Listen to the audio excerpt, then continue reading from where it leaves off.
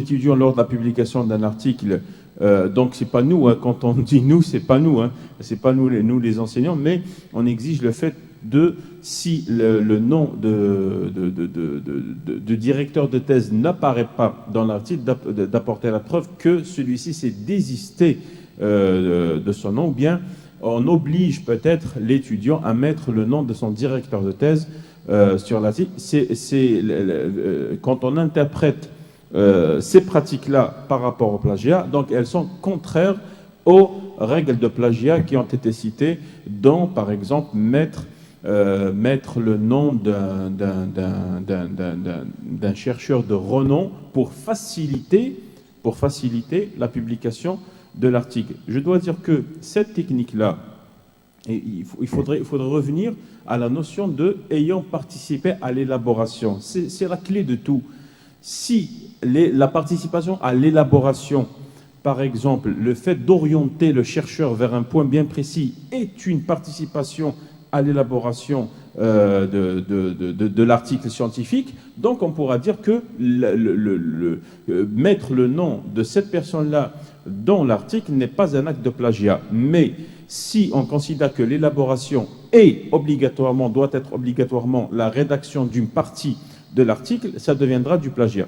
Donc tout dépend des définitions. C'est pour cela que j'ai dit que l'arrêté en lui-même, il y avait un gros manquant en matière de définition. Je ne sais pas, une autre question, je ne me rappelle plus, de M. Merzouk, je pense. C'était sur, excusez-moi, j'ai oublié la question. L'autoplagiat. Donc le professeur Delbecq a répondu sur l'autoplagiat. C'est-à-dire que juridiquement, ce n'est pas interdit de s'autoplagier, mais déontologiquement, non.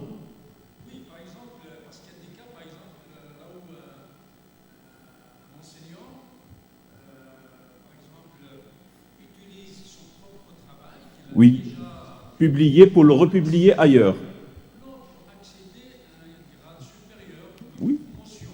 oui. Donc ça, c'est s'autoplagier. C'est aussi le travail des commissions d'examen des candidatures, hein. Sincèrement, je vous le dis, c'est aussi le travail d'examen de la commission d'examen des candidatures.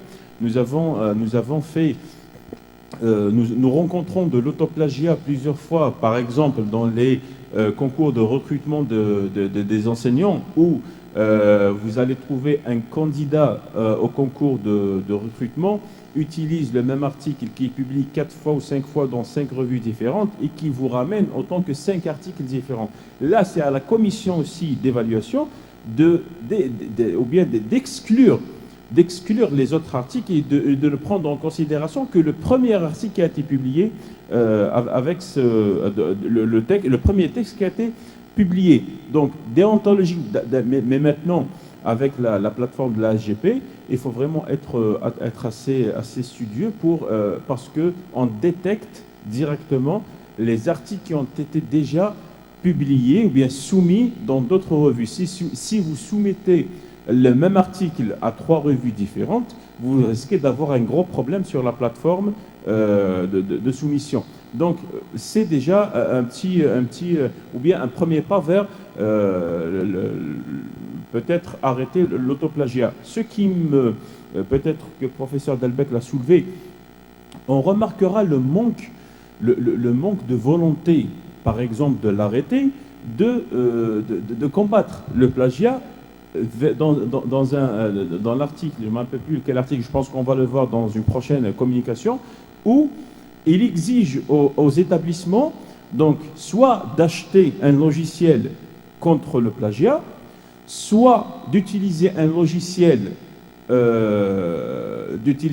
gratuit par Internet contre le plagiat, soit de fabriquer son propre logiciel contre le plagiat. Là, il n'y a pas en réalité, il n'y a pas de caractère impératif à l'établissement. Si on disait par exemple, si on obligeait, parce que sincèrement les logiciels en 2021, on ne peut pas imaginer qu'une université ou bien une entité ne travaille pas sans les logiciels officiels. Le logiciel officiel par exemple, de détection de plagiat, par exemple, d'accord.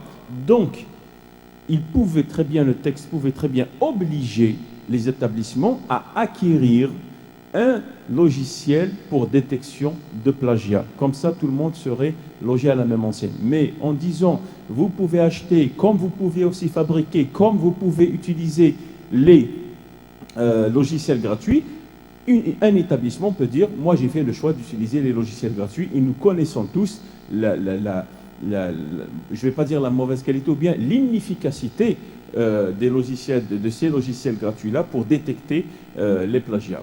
Voilà, Monsieur le Président. Merci, Monsieur Asmani. Donc, je ne sais pas si on passe à